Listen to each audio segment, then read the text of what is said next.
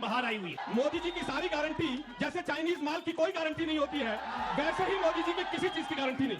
अंकिता हत्याकांड को लेकर मेरा सबसे बड़ा सवाल है, आखिर वो वीआईपी कौन था जो आज तक नहीं पकड़ा गया? वैसे ये बहुत हिंदू धर्म की बात करते हैं, हमारे केदारनाथ मंदिर का सोना पीतल कैसे हो गया? महादेव के दर पे आपने चोरी कैसे करी? मैडम, मेरे घर पे बीजेपी के 6 पार्षदों ने और विधायकों ने मेरे घर पे जानलेवा हमला किया था कि आपने युवाओं के सर फाड़े, आपने युवाओं पर गंभीर धाराएं के तहत 307 जैसी गंभीर धाराएं लगाई। क्यों नहीं हटाई? क्यों नहीं हटाई?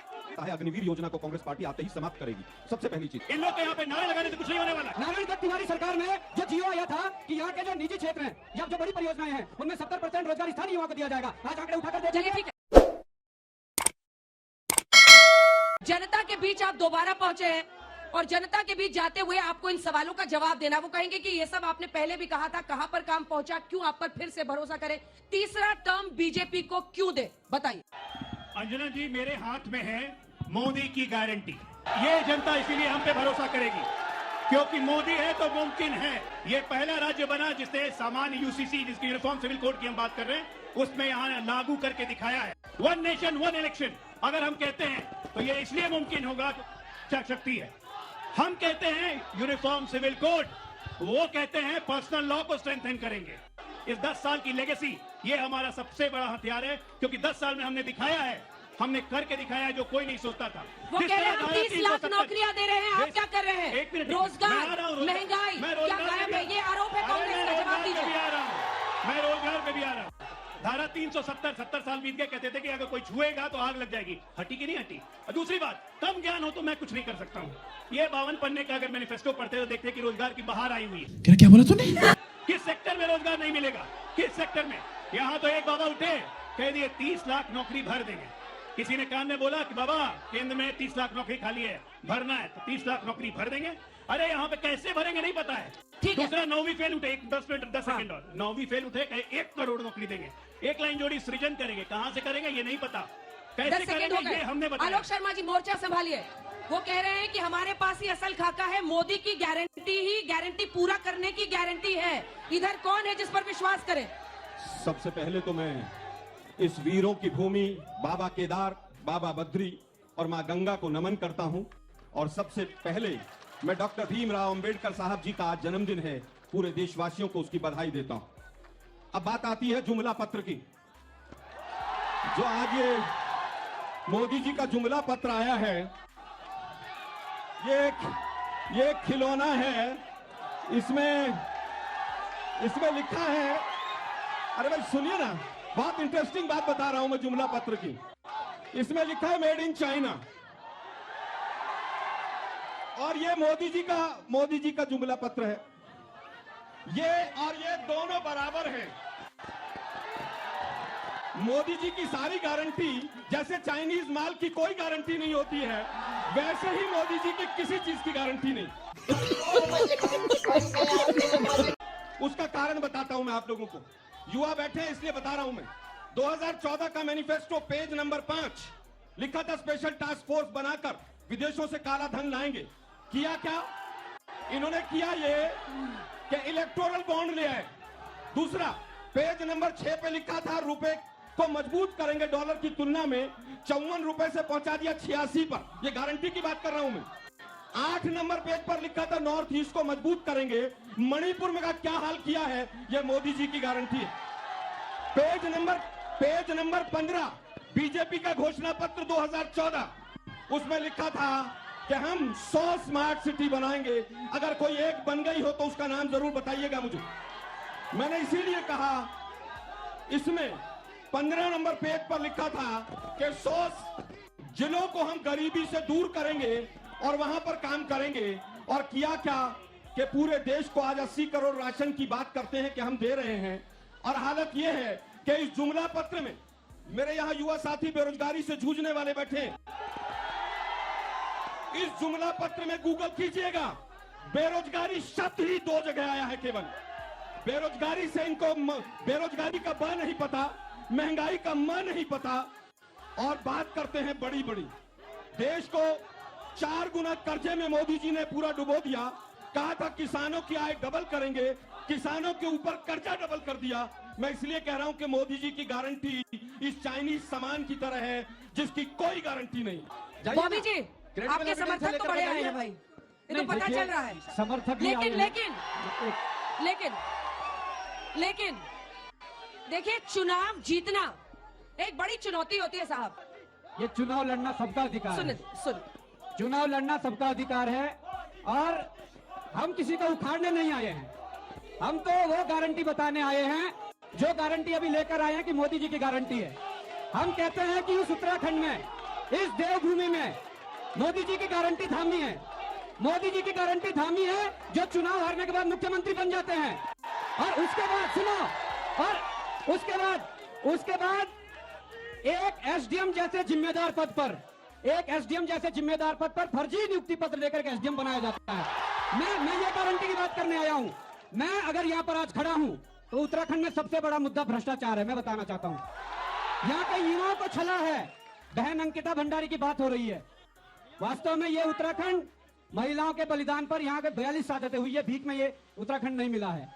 मैं कहना चाहता हूं कि जिस प्रकार से गारंटी लेकर आए हैं, हम कहते हैं अच्छी बात है, आप गारंटी लाइए, गारंटी लाना अच्छी बात है, पर जो युवा 450-500 दिन से एक तिरपाल के अंदर बैठा है, वो कह रहा जिन्होंने युवाओं के भविष्य को बेचा उनकी जगह सलाखों के पीछे होनी चाहिए। और सीबीआई जांच की मांग कर रहे हैं भर्ती घोटालों की, पर सीबीआई जांच नहीं हो रही है। कितनी बड़ी विडंबना है। देखिए विधायक जी, इसका एक जवाब दीजिए। आरोप यही है ना कि बीजेपी के नेताओं के संरक्षण, आप पूरा सुनिएगा फिर बोलिएगा, गुस्से की बात नहीं है। नहीं बिल्कुल नहीं, ये महिलाओं की बात है। हाँ बहुत अच्छे से सुनेंगे।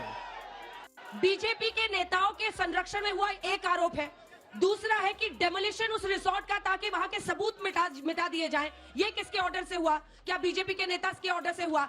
वीआईपी कौन था? ये तो उनकी मां पूछ रही है, अंकिता की मां पूछ रही है कि वो वीआईपी कौन था। ये सब कौन बताएगा? तभी तो इतना बड़ा ये इशू बनाना। तीनों का जवाब दीजिएगा। बिल्कुल स्पष्ट, बहुत स्पष्ट। बाकायदा कोर्ट में केस है। कोर्ट ने रिपीटेडली पूछा कि जिसके पास जो सबूत बताइए, जिसके पास जो गवाह कोर्ट में पेश करिए। कोर्ट के सामने जो पेश किया गया, जिस ड्राइवर ने जो कुछ कहा, कोर्ट ने उसका कॉग्निजेंस लिया। बाकायदा जो भी क्रेडिबल एविडेंस है, एसआईटी उसके ऊपर कार्रवाई करेगी। भ्रष्टाचार की बात हुई, भ्रष्टाचार के खिलाफ, नकल के खिलाफ, अनफेयर मीन्स के खिलाफ देश का सबसे सख्त कानून बनाने का काम धामी सरकार ने किया। ठीक है, अब आप लोगों की बारी है। कानून का राज हाथ तो उठाइए, मांगे ना। किसको किसको सवाल पूछना है, हाथ उठाइए। मैं आ रही हूं। छोटा सा जवाब, छोटा सा जिसको जवाब। जो मर्जी हो प्रश्न पूछ सकते हैं। सभी साथी यहाँ पर but the rule of the law चलेगा। बहुत और ही सुनिए, एक इंपॉर्टेंट बात विषय और है। कहना चाहता हूं। विधायक जी एक बार, विधायक जी आपने बोल लिया, आप जरा देखिए भाई साथियों, आप मेरे छोटे भाई बहन भी हैं, बड़े भी हैं, बहुत इंपॉर्टेंट विषय है। मैं केवल आप लोगों से एक बात पूछना चाहता हूं। क्या आप लोग जानना चाहते हैं कि अंकिता भंडारी केस में उस वीआईपी का नाम क्या था? क्या आप जानना चाहते हैं? पहला सवाल। दूसरा सवाल, क्या आप ये पसंद करेंगे कि जिस विधायिका के क्षेत्र में वो रिसोर्ट डेमोलिश हुआ, वो मोदी जी के बगल में बैठी थी? क्या आपको पसंद है? तीसरा सवाल जो बॉबी भाई ने भी उठाया, क्या पेपर लीक जो इस राज्य में सबसे ज्यादा और भ्रष्टाचार सबसे ज्यादा है, क्या वो लोग सलाखों के पीछे होने चाहिए कि नहीं? आप लोगों की आवाज ये बताती है कि मोदी जी की गारंटी फेल है, मोदी जी केवल भाषण देते आपने हैं। संकल्प इसके पत्र में अलावा कहा है कुछ कि नहीं। आप पेपर लीक के खिलाफ एक सख्त कानून लाएंगे। क्या होगा वो कानून? कैसे रुकेगा पेपर ला लीक? चुके हैं, लाएंगे नहीं, ला चुके हैं। बोलिए। यहाँ पे उत्तराखंड में पहला राज्य बना, और अपने राज्य पे गर्व कीजिए। आप लोग अपने राज्य पे गर्व कीजिए। ये पहला राज्य बना, ये पहला राज्य बना जिसने पेपर लीक के खिलाफ सख्त कानून लाया। कांग्रेस किस मुंह से बोलती है? बगल में राजस्थान है, बगल में राजस्थान है, लेकिन ना वहां नहीं। और बाई द वे अंजना जी, आजकल कांग्रेसियों को, आपको पता है कांग्रेसियों को आजकल भाजपा के 2014, 19 और 24 के घोषणा पत्र के पन्ने तक याद रहने लगे। सब कांग्रेसी धीरे धीरे छोड़ के, कांग्रेस को छोड़ के भाग रहे हैं और घोषणा पत्र याद कर रहे हैं। तो कंपटीशन लगी हुई है, जो भाजपा का घोषणा पत्र ज्यादा याद करेगा उसको ज्यादा नंबर मिलेंगे। कोई सेंसेस बात नहीं। अब मैं एक जनता से सवाल पूछना चाहता हूं। मेरे जितने युवा साथी हैं, अंजना जी एक सवाल है छोटा सा, मैंने उत्तर दिया। मैं पूछना चाहता हूं युवाओं, क्या आप अग्निवीर योजना को समाप्त चाहते हो, हाँ या ना? उत्तराखंड में सबसे ज्यादा डिफेंस में भर्ती होती है, फौज में भर्ती होती है, और यहाँ का उत्तराखंड का युवा चिल्ला चिल्ला के कह रहा है कि मोदी जी की अग्निवीर योजना को समाप्त होना चाहिए। कांग्रेस आएगी और अग्निवीर योजना को समाप्त करेगी। ठीक है। अंकिता हत्याकांड को लेकर मेरा सबसे बड़ा सवाल है, आखिर वो वीआईपी कौन था जो आज तक नहीं पकड़ा गया? दूसरा मुद्दा ये है, उन्हीं बच्चों पे लाठीचार्ज होता है जो बच्चे अपने हक की लड़ाई के लिए, उसके भू कानून के लिए लड़ रहे हैं, अपने हक के लिए लड़े, उन्हीं पे क्यों मुकदमे होते हैं?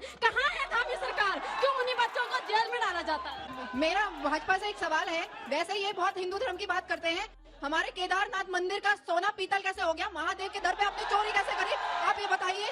और आप रोजगार की बात करते हैं और सरकारी नौकरी जिनकी है, आप अग्निवीर को 4 साल के लिए रख रहे हैं, तो कहाँ आप रोजगार दे रहे हैं? आप झूठा रोजगार क्यों चिल्लाते हैं? मैडम, मेरे घर पे बीजेपी के 6 पार्षदों ने और विधायकों ने मेरे घर पे जानलेवा हमला किया था। मेरा पूरा घर तोड़फोड़ की थी। मेरे पत्नी के साथ मेरे साथ में जानलेवा हमला किया गया था। पेट्रोल से जिंदा जलाने की कोशिश की गई थी। इस घटना को 14 महीने हो गए और यहाँ की मित्र पुलिस ने बहुत अच्छी मित्रता निभाई है बीजेपी के नेताओं के साथ में। आज तक उस पे क्यों हमला हुआ था? जी क्यों हमला हुआ? मैडम, मैं सोसाइटी का सेक्रेटरी हूँ। हमारी सोसाइटी की 25 करोड़ की जमीन है, बीजेपी के नेताओं ने कब्जा की थी, जिस कब्जे के लिए मेरे सचिव होकर मैंने विरोध करा था, जिस कारण इन लोगों ने मेरे परिवार के ऊपर जानलेवा हमला करा, पेट्रोल से जिंदा जलाने की कोशिश करी और आज तक पुलिस ने उसके ऊपर कोई कार्रवाई नहीं करी है। मेरा निवेदन है कि पुलिस प्रशासन कार्रवाई करे। ठीक है, इधर से मेरा जो प्रश्न है ये भाजपा वालों से है, क्योंकि ये सत्ता में यही है, इन्हीं से प्रश्न किया जाएगा। मेरा आपसे ये प्रश्न है कि हमारे जो सांसद थे 10 साल से ये सांसद हैं, इन्होंने कितनी बार उत्तराखंड की बात संसद में उठाई? एक बार भी नहीं। दूसरा मेरा प्रश्न ये है कि अग्निवीर के लिए जो तैयारी करता है हमारा युवा, उसको 3 साल बाद बेरोजगार कर दिया जाता है। उसके भविष्य के साथ ऐसा खिलवाड़ क्यों?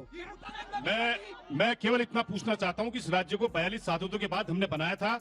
आज तक हमें 24 साल में स्थायी राजधानी नहीं मिली, हमें हमारा भू कानून नहीं मिला, हमारा मूल निवास 2012 में छीन लिया गया। हमारे अब जो आज भी पलायन आयोग जो बना वो खुद पलायन कर गया। और आज लगातार जिस प्रकार से युवाओं की जिस प्रकार से बात चल रही है, आप देख रहे हैं लगातार हर 5वां आदमी जो है बिल्कुल इस सिरे से सड़क पे आने को मजबूर। सवाल क्या है आपका? सवाल ये है कि ये कौन व्यवस्था सुधारेगा? मेरा सवाल है बीजेपी के नेताओं से और पार्टी से, इनकी कथनी और कथनी में फर्क है। हमने उत्तराखंड बनाया था बेरोजगारों के लिए, युवाओं के लिए। यहाँ बीजेपी ने केवल अपने परिवारों के बच्चों को ही नौकरी पे दी। दूसरा, जितने भी ये नियुक्तियां बाहर से हुई उसमें जो है सारे बीजेपी के नेता जो है उसमें लिप्त रहे और आज बेल पे भी छूट रहे हैं। राम मंदिर को लेकर इस देश में बहुत शानदार बात हुई। प्रभु राम अपने घर में गए तो सारे देश ने उत्सव मनाया।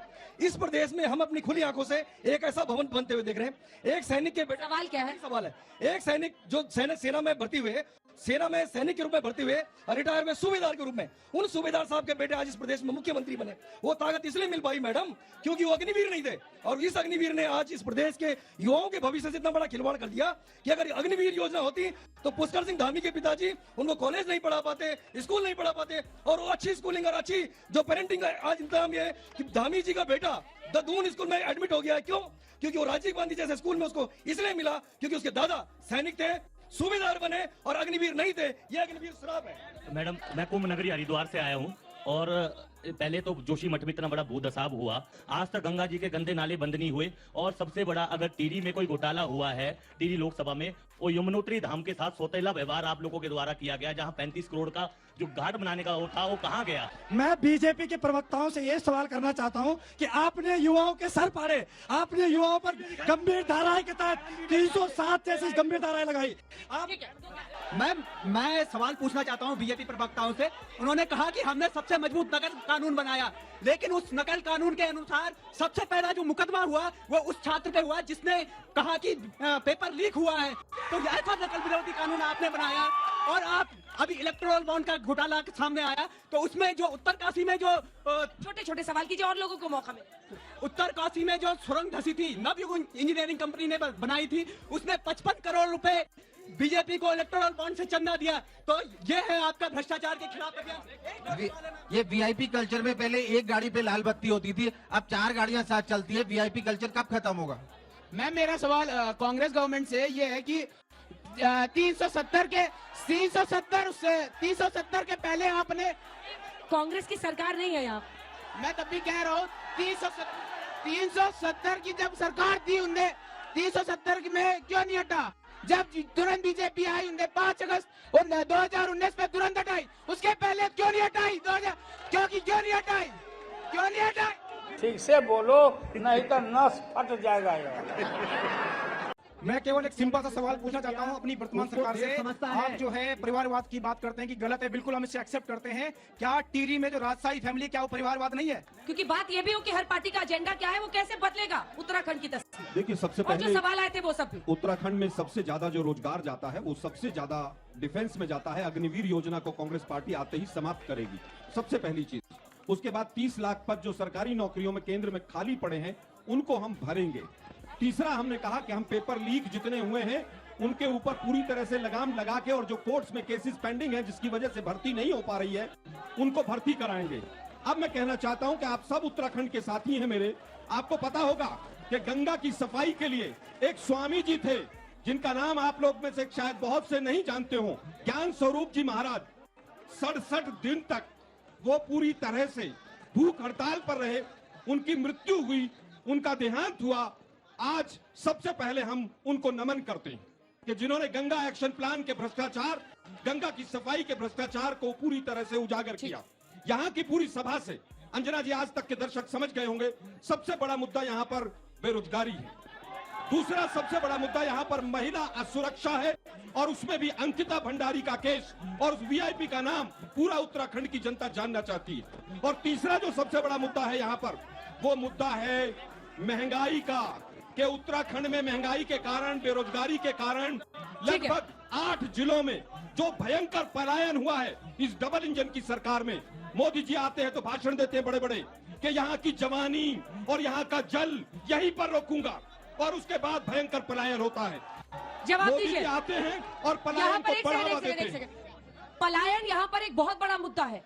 घोस्ट विलेजेस बनना, गांव ऐसे जहां पर लोगों ने पलायन कर लिया है, क्या करेंगे उसके लिए? सबसे पहली बात, जनरल विपिन रावत का अपमान किसने किया था? ये कह रहे हैं अग्निवीर खत्म करेंगे।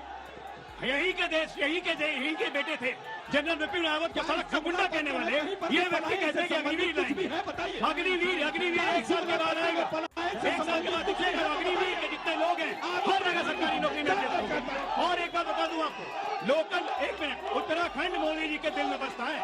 इन लोग के यहाँ पे नारे लगाने से कुछ नहीं होने वाला है, और कांग्रेस के झूठ से कुछ नहीं होगा। और मैं एक बात आपको बता दूं अंजना जी, एक बात बताता हूँ, पलायन भी रुकेगा और उत्तराखंड आगे भी बढ़ेगा। देवभूमि आगे भी बढ़ेगी, उसे कोई रोक नहीं सकता है। और आज जितनी प्रगति देवभूमि कर रहा है वो लोगों के सामने दिखता है। 12 महीने मोटरेबल सड़कें, फ्रंट पे तक रेलवे लाइन, एक पर एक इंफ्रास्ट्रक्चर के विकास के काम उत्तराखंड को आगे ही ले जा रहा है और नौकरी बढ़ा रहा है। और जहां तक रही है पेपर लीक की मामले की बात, और जहां तक रही है आप अंकिता भंडारी की बात कर रही है, सरकार बिल्कुल मुस्तैदी से अपना काम कर रही है। अगर किसी को शिकायत है, न्यायालय में जाके अपनी शिकायत दे। यहाँ पे झूठ बोलकर सरकार को बदनाम करने की कोशिश न करें। और कांग्रेस पार्टी को बिल्कुल नहीं, कांग्रेस पार्टी को अधिकार नहीं है। उत्तराखंड के पिछले बच्चों ने इसी आर्मी में अपनी जान दी। इंफ्रास्ट्रक्चर डेवलपमेंट का नतीजा ये हुआ कि केदारनाथ में जाने वाले जो फुटफॉल है यात्रियों का, वो कई गुना बढ़ गया है। यही हमारा रोड मैप है। रोजगार का, क्योंकि स्वरोजगार ही बेरोजगारों के खाली हाथों को रोजगार का काम है। नारे लगाना, फर्जी नारे लगाना बेरोजगारों के खाली हाथों को रोजगार नहीं है, बल्कि स्वरोजगार को फैसिलिटेट करना, स्वरोजगार के व्यवस्था देना, स्वरोजगार के लिए व्यवस्था बनाना, पर्यटन का विकास होगा, स्वरोजगार का विकास होगा, स्टार्टअप का विकास होगा, कारोबार का विकास होगा, तो बेरोजगारों के खाली हाथ को रोजगार मिलेगा। हमारे एम्प्लॉयमेंट एक्सचेंज में 9 लाख बेरोजगार रजिस्टर्ड है। और बॉबी जी, एक हिंट तो दे देते हैं कि आप लोग कैसे चुनाव लड़िएगा, कैसे जीतिएगा। एक जगह जीत भी जाते हैं तो आप कितना कुछ बदल पाइएगा। एक हिंट तो दे देते हैं कि कैसे आप लड़िएगा। एक सीट जीत भी जाते हैं तो कैसे उत्तराखंड की तकदीर बदलिएगा? अगर हम एक सीट जीत जाते हैं तो हम 14 विधानसभाएं जीत गए। अगर एक सीट जीत के 14 विधानसभाएं जीत गए, और जिस दिन हमारे पास 14 विधानसभाएं आ गई, उस दिन इसका यहाँ इस उत्तराखंड में जो नीतियां बनेगी हमारे अनुसार बनेगी, वो हमारे अनुसार बनेगी। नारायण दत्त तिवारी सरकार में जो जियो आया था कि यहाँ के जो निजी क्षेत्र हैं या जो बड़ी परियोजनाएं हैं उनमें 70% रोजगार स्थानीय युवाओं को दिया जाएगा। आज आंकड़े उठाकर देखिए कि कितने युवाओं को रोजगार मिलेगा। ठीक है, सोचिए। अब बताइए मैं क्या करूंगा? एक बहुत सिंपल सी टिप आपके साथ शेयर करती हूँ। अपने हाथ को इस तरीके से रखिए।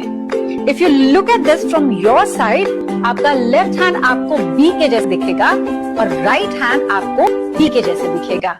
B and D. B for थोड़ी मदद रखिए। वे मैं थो तेरा मन पर